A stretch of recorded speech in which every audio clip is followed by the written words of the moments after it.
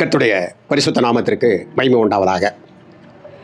அன்புக்குரியவர்களே, தேவனுடைய பேரின்பமாம் பெரும் பலத்தை பெற்றுக்கொள்வதற்கு நாம் எப்படிப்பட்டவர்களாக இருக்க வேண்டும் என்ற அடிப்படையில் தொடர்ந்து தியானித்துக் கொண்டிருக்கிறோம். இந்த 9வது செய்தியை உங்கள் மத்தியிலே நான் ஒப்படைக்கின்றேன். பரிசுத்த வேதாகமத்திலே வாசிக்கிறோம். தேவபலன் ஆபிரகாமுடைய குடும்பத்திலே அலக்கழிவாக வந்த பொழுது ஆபிரகாம் சாரால் எடுத்த முடிவுக்கு கர்த்தர் அதை கட்டுப்பட சொன்னார். அதன் மூலமாக தேவ பலத்தை ஆபிரகாம் அவன் பெற்றுக்கொண்டிருந்தான் என்பதை பார்த்தோம். மாம்சீக சிந்தனையை அவன் அளித்தான் என்பதை நாம் பார்க்கிறோம். இன்றைக்கும் கூட சில நேரங்களில் இப்படி மாம்சீக சிந்தனைகளை விழுந்து போகிறவர்களுக்கும் இன்னும் ஒரு விஷயம் உங்களுக்கு ஒரு வாய்ப்பு இருக்கிறது. வேதத்தில் நாம் பார்க்கிறோம். பவுல் அப்போஸ்தலர் அடியார் சொல்லுகிறார், நீங்கள் கிறிஸ்துவுக்குள் பிறந்திருந்தால் புது சிருஷ்டியாக இருக்க வேண்டும் என்று சொல்கிறார். புது சிருஷ்டி என்பது ஆவிக்குரிய பலம், அதான் மிக முக்கியமானது. ஆகவே பழையவைகள் எல்லாம் ஒளிந்து போய்விட்ட சுத்தமாக துடை தெரியப்பட வேண்டும்.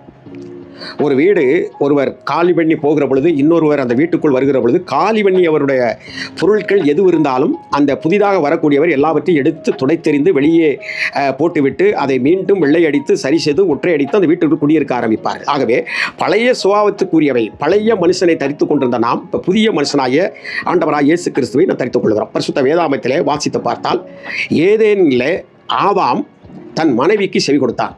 ஆபிரகாம் எப்படி சாராளுக்கு செவி கொடுத்தாலும் அதுபோல ஆதாம் ஏவாளுக்கு அவன் செவி கொடுக்கிறான். அப்படி செவி கொடுக்கிற பொழுது கர்த்தருடைய வார்த்தையை அவள் மீறி ஆதாம் இடத்திலே அந்த பழத்தை கொடுக்கிறான். இதுதான் மிக முக்கியம். பழத்தினால் வந்தது பாவம் அல்ல, மாறாக பழமானது அதற்கு ஒரு ஒப்புணையாக வைக்கப்பட்டிருக்கிறதே தவிர கீழ்ப்படியாமை நிமித்தம் கர்த்தருடைய வார்த்தையின் மேல் அவிசுவாசமாக இருந்தது நிமித்தம்தான் இந்த நிலைமை அந்த ஏதேன் தோட்டத்தில் ஏற்பட்டு விட்டது.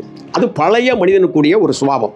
நீங்கள் மனதில் வைத்துக் கொள்ளுங்கள். என்றைக்குமே ஒரு இக்கட்டான சூழ்நிலையில் நாம் திக்கு தடுமாறி நாம் நிலை தவறி நிற்கக்கூடிய ஒரு சூழ்நிலையை முதலாவது உருவாக்கி திடீரென அவன் சடார் என்று நம்மளை சாய்த்து விடுவான், நம்முடைய எதிராளியான பிசாசானவன்.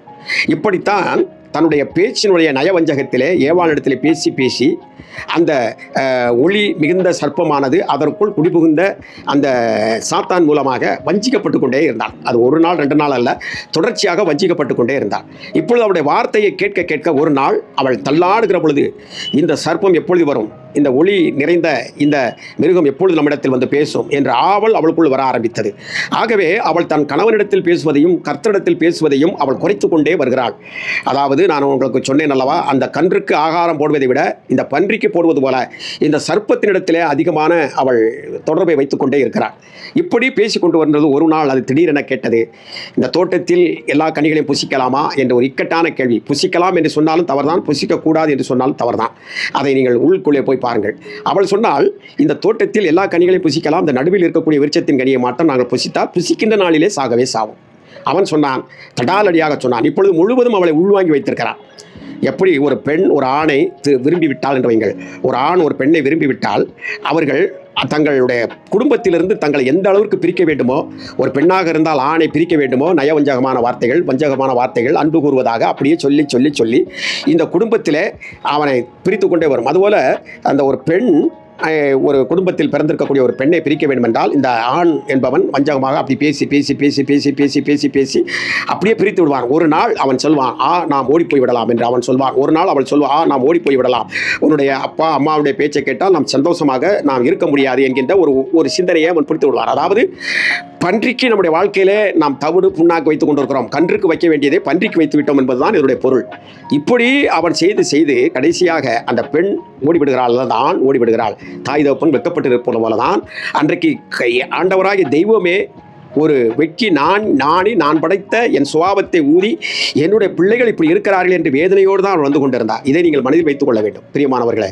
அவன் தடாலடியாக சொன்னான், நீங்கள் சாகவே சாவதில்லை, அவர் உங்களுக்கு பொய் சொல்லிட்டாரு, நீங்கள் புசித்தா நீங்கள் தேவரை போயிருக்கலாம் என்று. இன்னும் இதில் அதிகமான கருத்துக்கள் இருக்கிறது. நான் அது பொதுவான ஊடகங்களிலே பேசாமல் அதை சபைகளிலே நான் பேசுவேன். என்னத்தெல்லாம் அவன் அன்றைக்கு போட்ட வித்து இன்றைக்கு என்ன வேலைகள் செய்து கொண்டிருக்கிறது என்பதை நான் உங்களுக்கு ஒவ்வொருவருடைய வாழ்க்கையிலும் அது எப்படி இருக்கிறது என்பதை நான் உங்களுக்கு தெளிவாக நான் சொல்லுவேன். இப்படி சடடியாக சொன்னான், அந்த கனியை நீங்கள் புசிக்கலாம் என்று சொல்லிவிட்டார். சடார் என்று விழுந்து விட்டார். ஏனென்றால் அதாவது காக்காய் உட்கார பனம்பழம் விழுந்தது போல, குருவி உட்கார பனம்பழம் விழுந்தது போல கொஞ்சம் கொஞ்சமாக பேசி நவட்டி வைத்திருந்த சடார் என்று ஒரு நகை எல்லாத்தையும் எடுத்து வா ஓடி போவன்னு சொன்ன மாதிரி இங்கே அவன் கனியை சாப்பிடு, நீ உனக்கு தேவர்கள் போல் ஆயிடுவ அப்படின்னு ஒரு போடு போட்டான். இந்த சுபாவத்தை தான் இப்படிப்பட்ட ஆண்டவரை விட்டு விலகி போய் மெய் மறந்து பன்றிக்கு தேன் போடுகிற இப்படிப்பட்ட அனுபவ சுபாவங்களை விட்டு, இந்த ஆதாமுக்குரிய மீறுதலுடைய சுபாவத்தை விட்டு கீழ்ப்படிதல் உள்ளவராகிய கன்றாக இருக்கக்கூடிய கீழ்ப்படிதல் இருக்கக்கூடிய கர்த்தராகிய இயேசு கிறிஸ்துவை தரித்து கொள்ள வேண்டும். அதுதான் தேவனுடைய பலன். கிறிஸ்து எனக்குள் இருந்தால் இந்த உலகம் என்னை என்ன செய்ய முடியும்? கிறிஸ்து என்னோடு இருந்தால் இந்த உலகம் என்னை ஒன்றும் செய்ய முடியாது. கிறிஸ்து எனக்குள் வாழ்ந்தால் நான் அந்த உலகத்தில் வாழ்கிற பொழுது உலகம் என்னை ஒன்றுமே செய்ய முடியாது என்ற அனுமானம், அந்த அனுபவம் நமக்குள் வர வேண்டும். ஆகவே நாம் செய்கின்றவையெல்லாம் புதிய புதிய காரியங்களாக அது நமக்குள் இருந்து கொண்டே இருக்கும். தெய்வீகத்தை மகிமைப்படுத்தக்கூடியதாக இருந்திருக்கும்.